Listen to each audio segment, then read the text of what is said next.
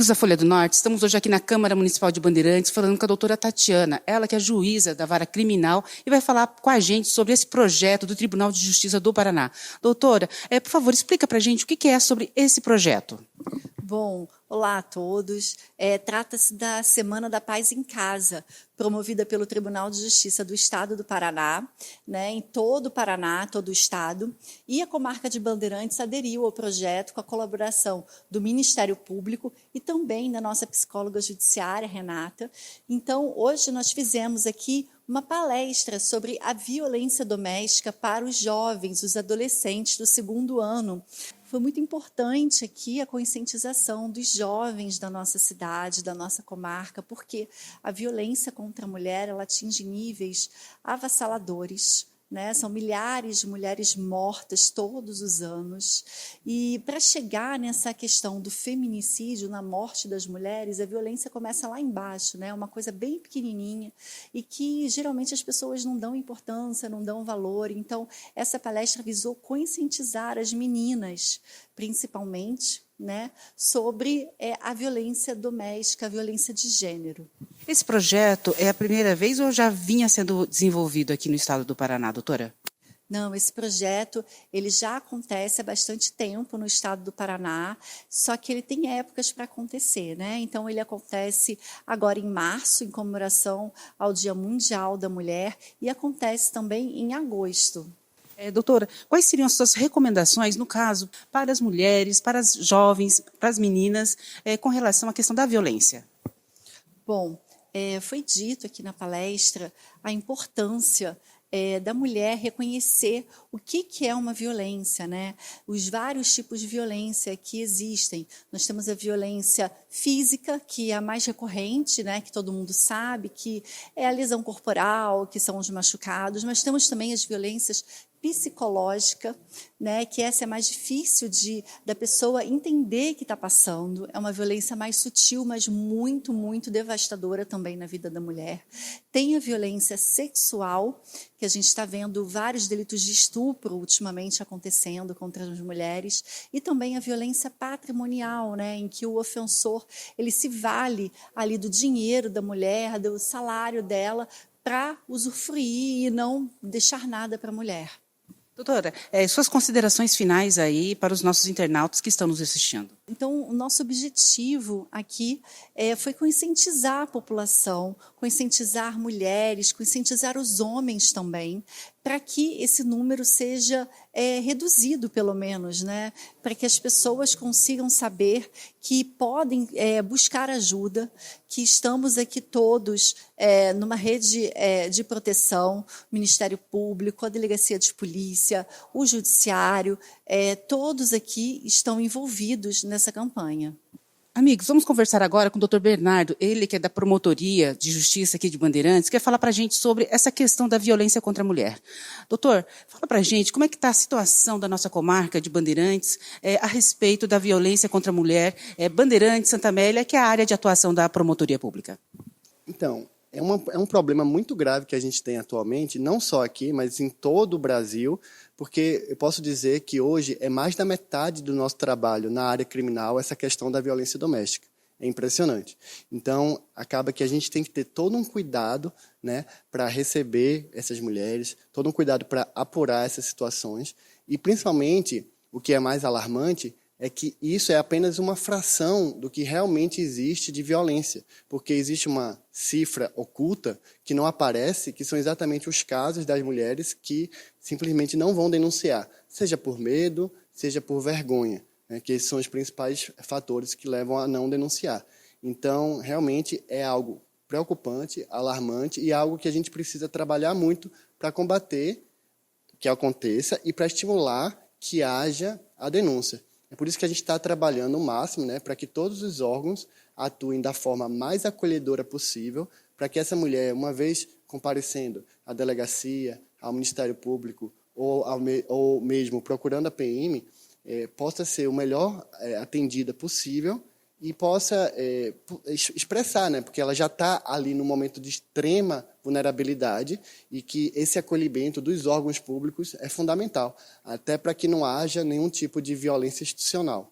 Doutor, como é que funcionaria, no caso de uma mulher, de repente, ela se vê naquela situação e ela quer sair dali. Como funcionaria, qual seria o primeiro passo para ela tomar essa atitude de fugir, de querer escapar dessa situação?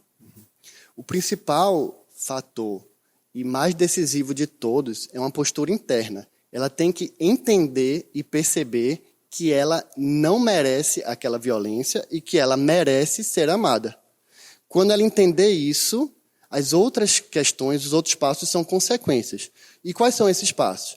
Primeiro, ela deve procurar, se for uma situação, acabou de ser vítima, né? Então ela deve ligar no 190 para que a polícia militar compareça e que prenda aquele agressor, né? Seja vítima de xingamentos ou de violência física, né? Que é o mais comum.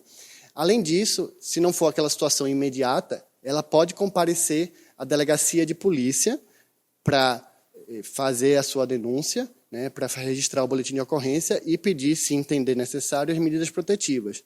Ou, alternativamente, ela pode comparecer também ao Ministério Público. E aí a gente, de lá do Ministério Público, vai dar o devido encaminhamento, né? Doutor, o senhor acredita que o número de casos, no caso, que chegam ao Ministério Público é devido à conscientização? Sem dúvida alguma. A partir do momento que a mulher começa a perceber que aquela situação que ela vive com aquele homem não se trata de uma mera briga de casal, mas sim de uma sistemática violação dos direitos dela, quando ela entende isso, ela denuncia. Quando ela entende e percebe, né, que ela não merece aquilo e toma coragem para denunciar, e ela denuncia, é isso que é fundamental para ela denunciar. Ela entender que ela não merece aquilo, que ela merece ser amada, e aí ela vai e denuncia. Mas, para isso, ela precisa ter um entendimento. Então, infelizmente, muitas vezes, uma mulher que vive num contexto de extrema violência doméstica, por exemplo, quando era criança, então vê, muitas vezes, o seu pai praticando violência doméstica contra sua mãe, ela acha que aquilo é a forma de amar, aquilo é a forma de ser amada. Então, ao viver aquilo com seu companheiro, com seu marido, ela não percebe que aquilo é violência.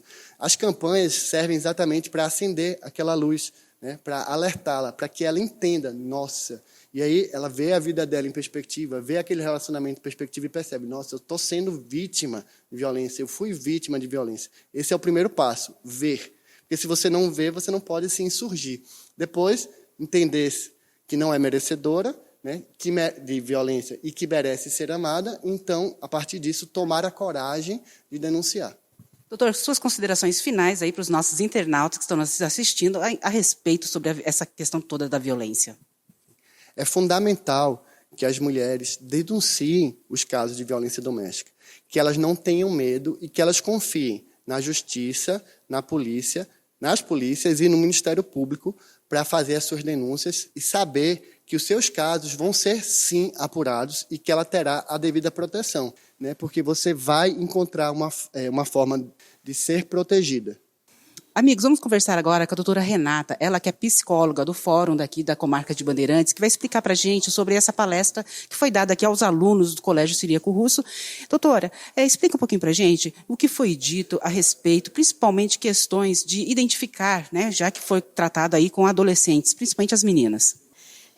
O objetivo da nossa palestra foi justamente conscientizar, né, os adolescentes a respeito da situação da violência doméstica e contribuir para que eles possam identificar os sinais, né, observar os sinais que já é dado ali na fase de namoro, quando eu estou conhecendo esse rapaz, né, o que eu posso evitar de um relacionamento abusivo lá na frente, né, e se conhecer alguém que estiver vivenciando, né, ou dentro da própria família, poder também contribuir na identificação e também na denúncia, né, no estímulo à denúncia, no acolhimento dessa vítima, né, para que eles possam estar transmitindo, serem multiplicadores do conhecimento, né, até que a gente possa atingir as vítimas de violência. Porque não são só meninas, mas os meninos também. A educação, no caso, é fundamental. Os valores que a gente transmite enquanto família, né? Os pais têm a responsabilidade muito grande nesse sentido, né? Da educação dos meninos também, né? Muito mais das meninas, né? A gente está falando sobre a conscientização, mas começa ali, né? Na educação dos meninos, no respeito ao próximo, né? Independente se seja um outro homem ou uma mulher, né? Eu acho que o respeito tem que existir em todas as relações, mas muito mais quando se trata de uma mulher. Hoje, não tem como a gente não falar sobre a influência que tem a internet sobre os jovens, principalmente das crianças e da internet, né? Qual que é essa relação entre a internet e a questão de toda a violência?